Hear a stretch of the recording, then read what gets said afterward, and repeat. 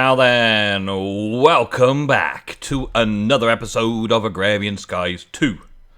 Thank you very much for joining me once again. I've been doing a little bit of questing, but that's all by the by. We've got Tinker's Toys and Storage Wars all completed. We're working through a lot of other things. We've got 330 quests in this pack. That's quite a lot. And we've unlocked 273 of them, so there's still quite a lot to unlock. And I've completed 202 quests, which is awesome. But there's a few that we've got stuck on, like the bees and trees. We've got stuck on the samples side of things. There's quite a few that I can still do.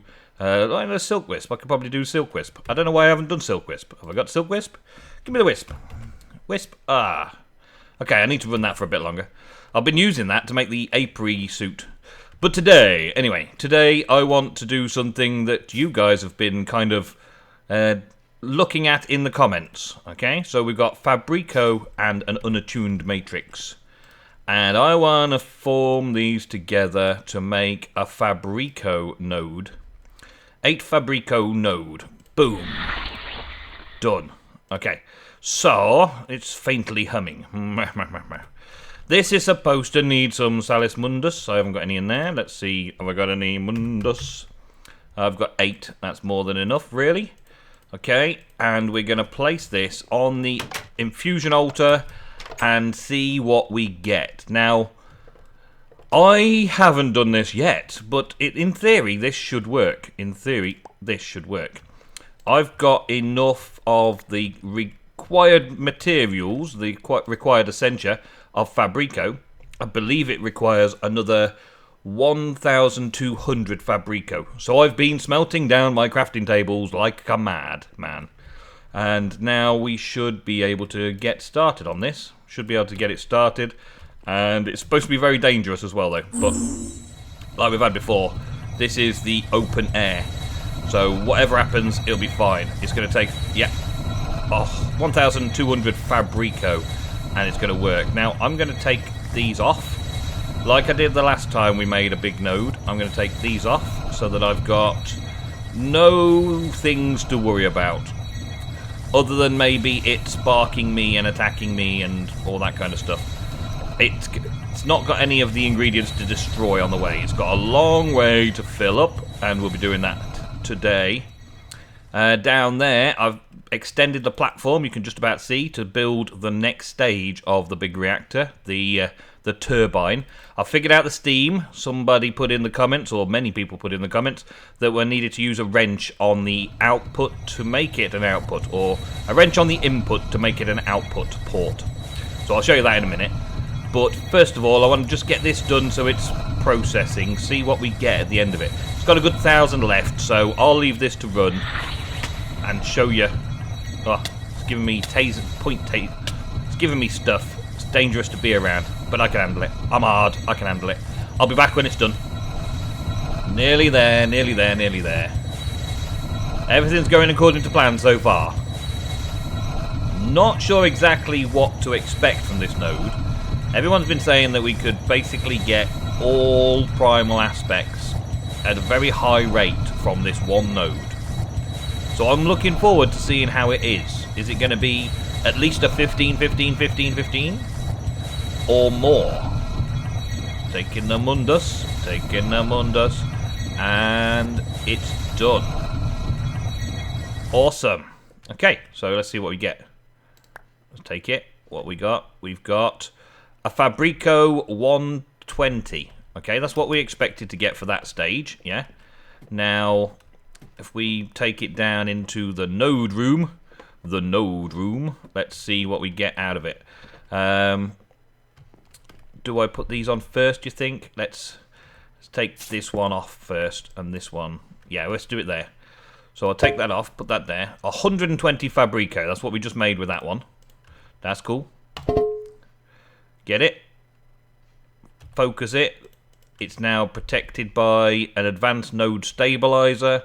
So it's now stabilized, and then put the node thingy underneath it and see what we get. It's draining out all 120 Fabrico, and it's going to turn it into what? This is the big question. What is it going to turn it into? because that was a lot of crafting tables. It's a very expensive node to create. No, it's very, very cheap, really. You can make tons and tons of crafting tables quite easily. It's an expensive process, this making nodes overall, because of the amount of essence and viz and all that kind of stuff that you're using up to make them in the first place, and the length of time in a very dangerous process for the infusion. But is it going to be worth it? That's what I'm going to find out. This could either be thanks to the guys in the comments, or because of the guys in the comments everything goes wrong. That's not bad, is it? It's a 9 on all, which, if you recall, we had this one over here, which started out as a 15 on all. Maybe not quite a 15 on all, but it was quite a high generalized all of them, the same. And then it ate a few nodes, and then it became this 2, 3, 4, 5, 5, 5. Whereas this one, we just put the Fabrico in, and we got a 9, 9, 9, 9, 9, 9, 9, 9. Which is possibly the biggest thing that you can make. And it's got all of the primal aspects as well, which is awesome. So now that's coming into this relay, which is just on the wall here. I think that I tested this out previously. Yeah, that can't reach that relay up there, so I've got to put a relay on the same level as it to make that work. Might actually put it up one. There we go, yeah. Just so it's above head height. So that is now connected to the relay, which is now connected to that, which is now connected into the interface, which means that I can place the memory card. Tell me I've got my memory card on me. No, I haven't got my memory card on me. I can place the memory card and get it to feed these workstations from the memory card. Oh, cardy, that doesn't work. Memory card, there it is. Okay. I thought I'd lost you.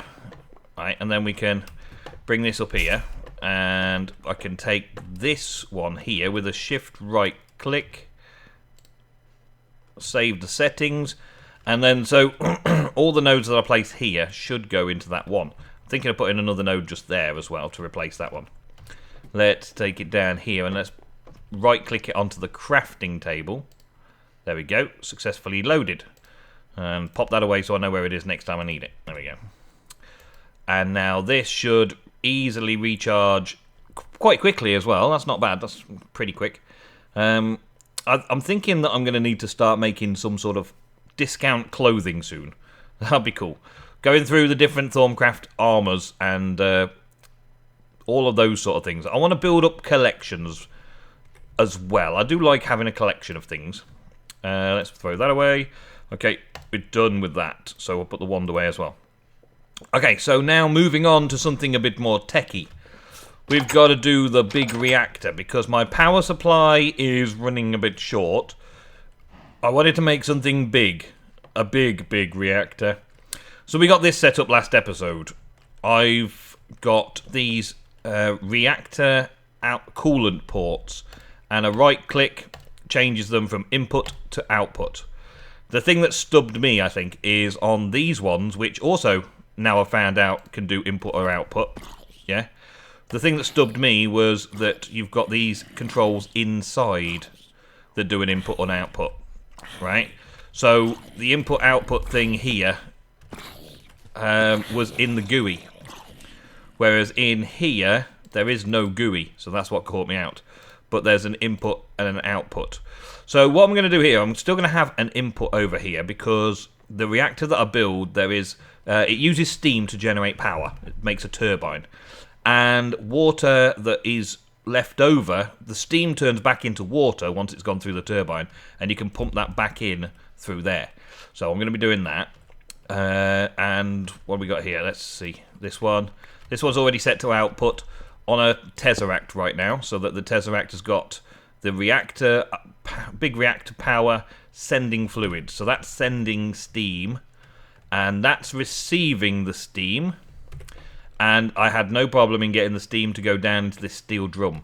And it recorded a very impressive amount of steam coming out of this one thing here. This is backed up. What's it backed up with? Can't see what it's backed up with, can I? This is bringing receiving items backed up, so that's not right. Okay. Let's take that off. Aha! Must have transferred it at some point. Let's do that again, set it up again, and then that should start bringing the Yellurium in instead. Okay, so at some point I must have swapped those around to test them. You know, as I just did with a hammer there. So I probably did that. And I've turned off the processing of the cyanite into plutonium. I've stopped using the process. So this is backlogging up right now. Because I needed some cyanite to make some things, some blocks and stuff. You know, the crafting process requires a little bit of something to give it a go. Right, well, I set off another run for steel, so I'm hoping that I'm going to have enough of what I need to start making stuff today. Steel. This is going to be a cut anyway. Yeah, I've got 207 there, that's good. So, until that runs out, I should be fine.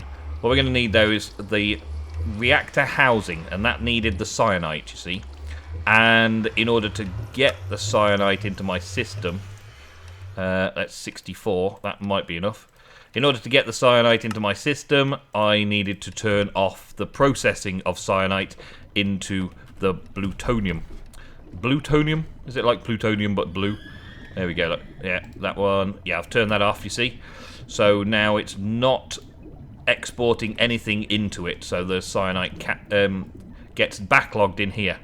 And what we got is Yellurium going in to the Tesseract, which means then the Tesseract can output Yellurium, and when cyanite comes into the Tesseract, this import bus puts it into the system.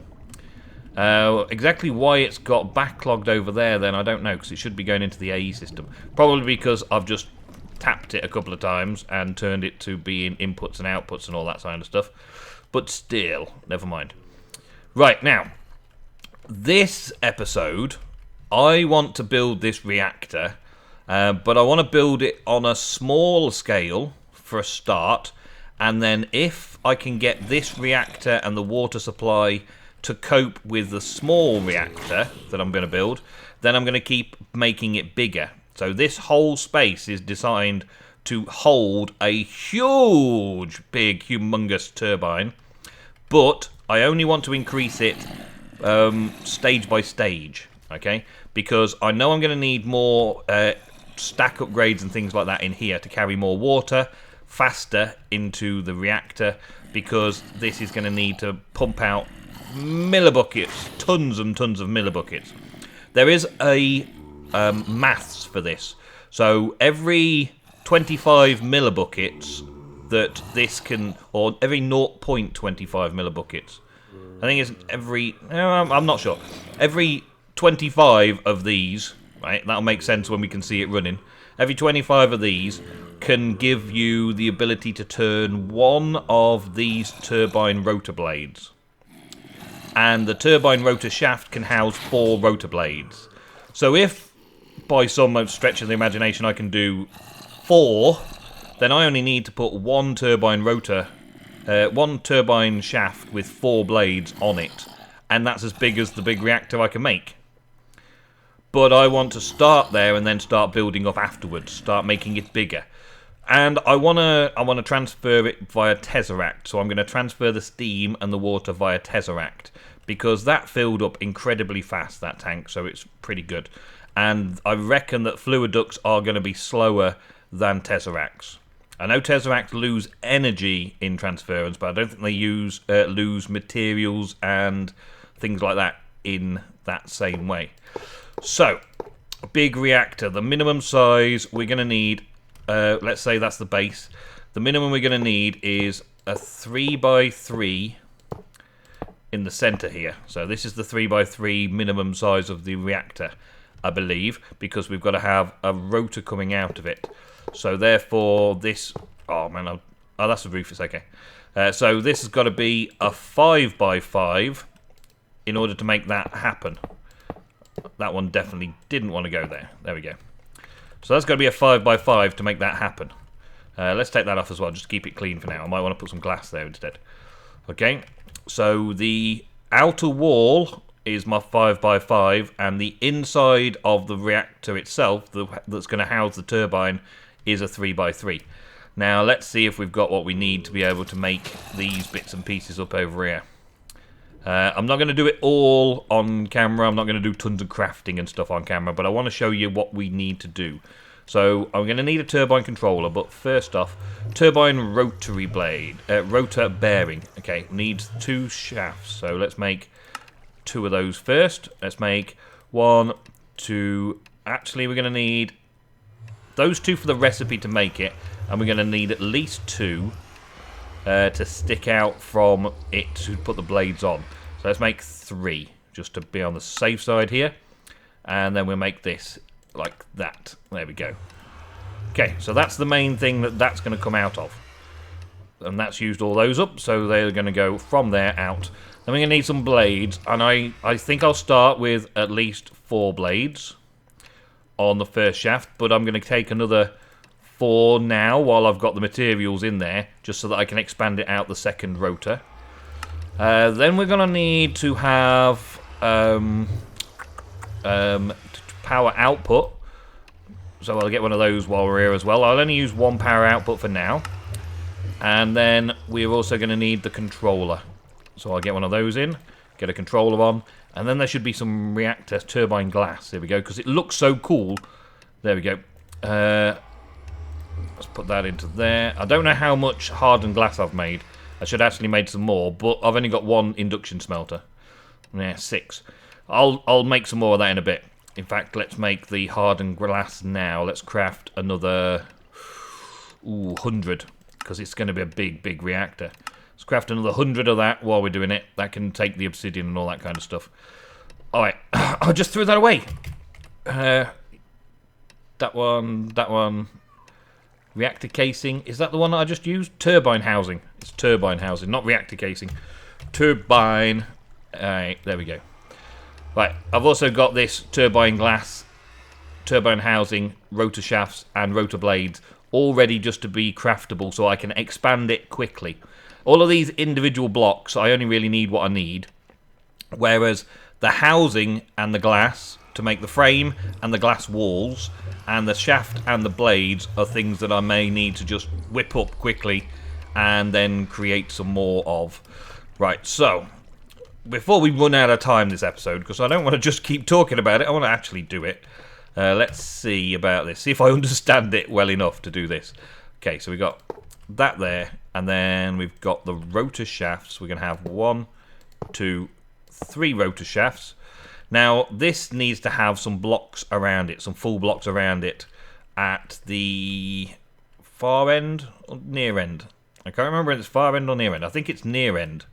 I think it's the end by this block here. Yeah, I think that's right. So we're going to put those on quickly now. And then I'm just going to wrap it round with the housing, and away we go. So what block should I use? I think you can use just about any metallic block, but I believe that Electrum is one of the best. I don't think I can make enough there, though.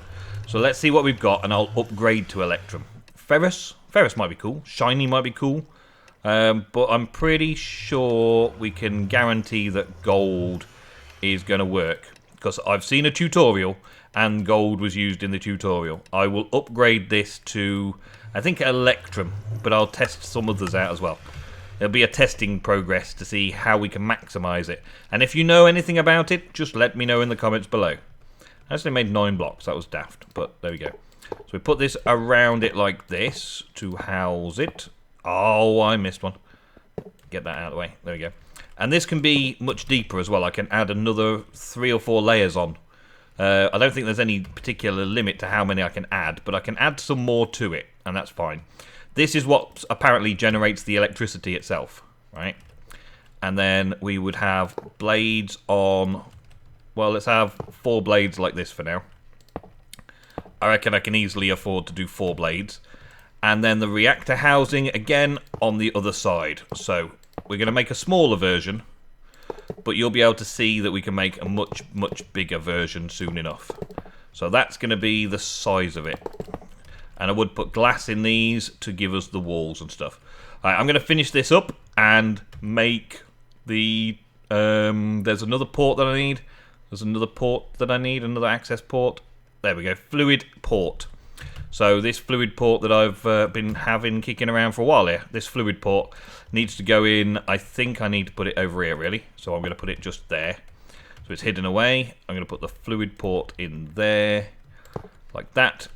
And then I'm going to attach the Tesseract to it, so it can beam steam from there to there without any cables. But I could do cables as well. I'm going to test some things out in the back here between the two to see the fastest method of getting as much steam as possible in there. I'm also going to need one to extract the water and bring it back over here, which I'll probably do by a pipe, because I don't think there's enough water going back into the system that I need to worry about. But this is a pretty tiny little one, but I think this is all I really need to start off with. I'm going to make it lots and lots bigger as time progresses. But for now, let me get on with finishing this one off. Alrighty. So, we built it. I've got a couple of blocks spare, but we built it.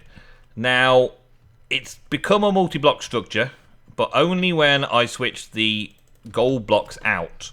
Should have thought about it, really. The power comes, well, the steam comes in from there. The turbine's got to have that bit over that side first, the blades, and then at the end of it is where you receive or make the energy, and then we're going to output it over here. So I'm going to pop this on here, why not? Doesn't really matter where. And I'm going to put a power output just there, just so we can see how much we get out of it all, okay?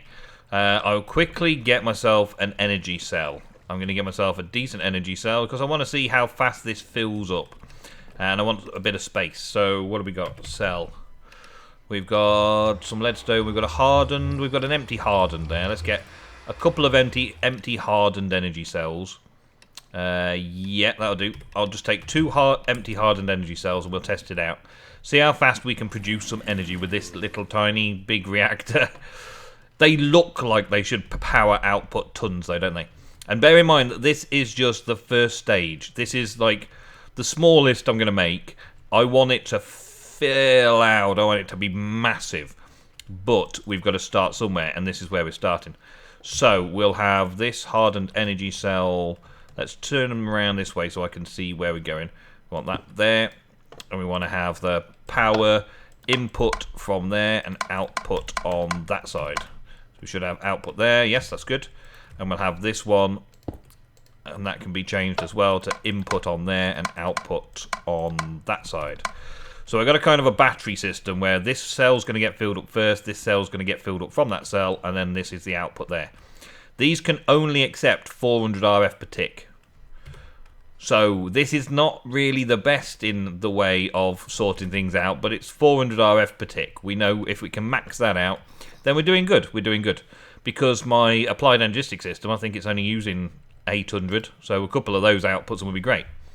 So let's kick it in for the first time. I've already set it up so the steam's going in, right? The water is going to come out. Let's see. Vent closed, vent overflow only, vent all exhaust. Dump all exhaust fuels, the exhaust fuel tank will not fill.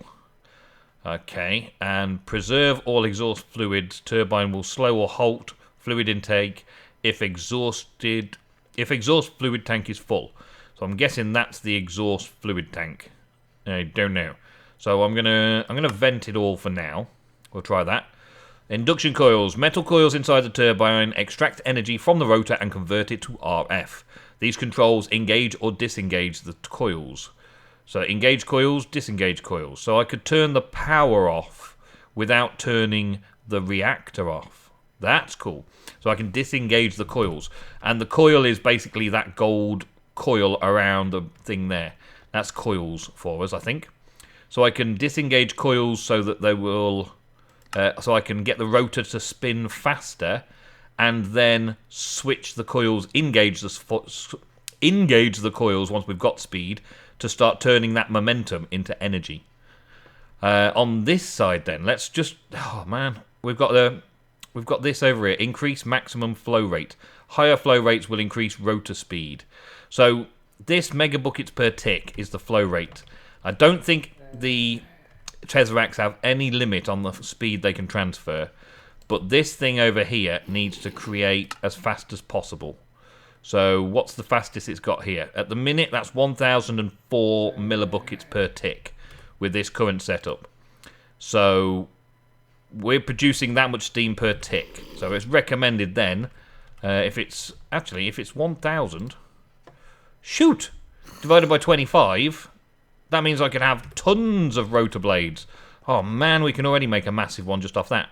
But the point being that may as well be in keeping with the same thing. So if I control click to get down 100 at a time, if we bring this down to just 1,000,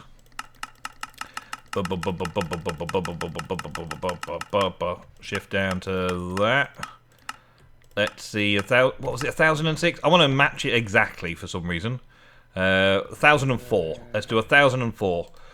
And there we go, 1,004. So the flow rate of which fluids drawn from the turbine intake tank and pass over the turbines, it is the fastest is as fast as you can make it.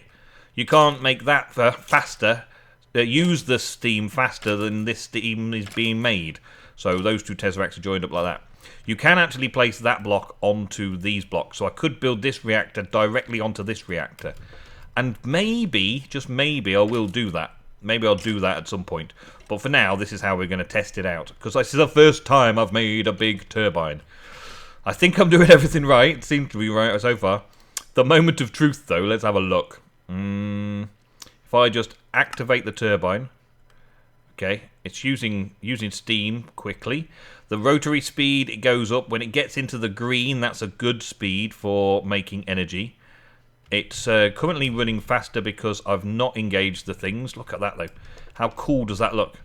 Actually spinning. That's why I want glass on the wall, so we can see the rotors actually spinning. Man, it's spinning some speed, man, because I think that's something to do with me not having the things inactive. Whoa, whoa, whoa, whoa, whoa, whoa. Engage. Engage. That brings the rotary speed down a bit. Woo! Did you see that? It was nearly spinning out of control. Now, this needs to settle down into a green. Ooh, is it going to slow down now? Is it going to settle? It's not getting enough steam. That's the problem here. The steam isn't fast enough to get in there, look. So I'm not making enough steam fast enough. So that means that this is fully on whack, but it's not getting enough water. So there's going to need to be a lot of increase here in getting water. So let's put 2 stack upgrades there. I think that might work faster, because this is not transferring very fast at all. Speed upgrades, I think that only does for locations. So I'm going to need to put either world interaction upgrades to make it interact faster, or the stack upgrades to make it work like that. There we go. Okay, so that should be bringing this water in a little bit faster. It's still going to need a hell of a lot of water coming in, isn't it? Okay, so I'm running on not many millibuckets a second at all here. So let's reduce this flow rate down a little, well, a lot more. Let's reduce the flow rate down to 400, and that should keep the steam in there for longer. Yeah. And because the steam's staying in there for longer, the rotors are slowing down. I want to try and get this rotary speed into the right sort of area. It's now going a bit too far, but that's okay, because we're keeping the steam in there for the amount of steam intake. Let's take it down one more. 10 more. There we go. Then we're keeping steam in there almost all the time. We're getting this rotor speed up there, which is not quite minimum. It works best between 900 and 1,800. Which is what it says in the little tooltip there. But if I haven't got my steam coming in the right flow, if I can't keep up with it, then I'm not going to get this rotor speed going right, am I? The coils are engaged, so I'm outputting 642 RF per tick at this rate at the minute. And we've got an energy buffer there that's empty because we're filling up those cells first. Now our steam's coming in at a good rate. Let's increase the steam over the turbines a little bit until this is sort of balanced with what we've currently got. I think that's how I'm supposed to work it out. So when this is like maybe halfway steam, it's keeping up halfway. We're actually putting more steam over the rotors with this particular setup here. See, now it's fluctuating very drastically. So let's take it down a little bit. 464. That feels a bit better, doesn't it? Maybe down another one. 454. That feels another bit better. And we've also increased the amount of RF because of the rotor speed coming down slightly. Let's take it down another one. Does that make the speed go up? See, it's all these little tweaks and turns that I want to play around with. This is part of the big reactors, getting your setup just right. I mean, every now and again we get in 4,000? Was that 4,000 millibuckets in a tick being made? So I'm going to increase the water supply and then tweak this even more and make this bigger. I believe I can have a lot more turbines on it. Should we shut it down and put some more turbines on to see what we do? Let's click deactivate. When it comes down into the green, did you see it go up to 800 RF per tick there? That's pretty epic. So that's slowing down the rotor speed. I don't think I can hurt myself by going into there. No, it's stopped the rotor. Okay, let's take these off. And let's get these other 4 turbine rotors in as well. We want one there, we want one there, and we want one there. There we go. And let's test this out. I'm looking forward to playing around with this a little bit. Just a little bit. Let's see. Right, so now we've got double the rotors in there. But we're keeping exactly the same settings as we had before. I'm going to disengage the coils to get it to rev up a bit. Disengage the coils to rev it up. It's got all the steam in there at the minute. It's okay. That's good. That's good. Now we'll engage the coils because we're up to the right sort of speed. We'll see if that slows us down a bit. We're actually still producing less RF than we were a minute ago.